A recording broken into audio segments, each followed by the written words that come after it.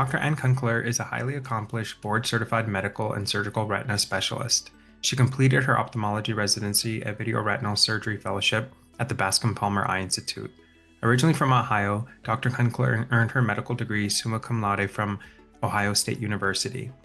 As an active contributor to the field of ophthalmology, Dr. Kunkler has published research in leading journals such as Ophthalmology, Retina, and the American Journal of Ophthalmology.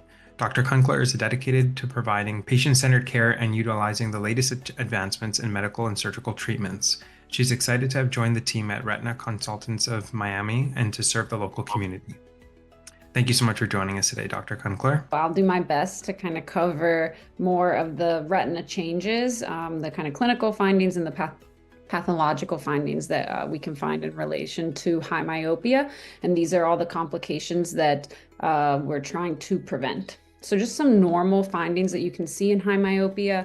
Kind of first thing I look for when I'm seeing these patients are, what does the optic nerve look like? And the optic nerve can be very tilted, which I'm sure you guys have seen. And then around that, some peripapillary atrophy.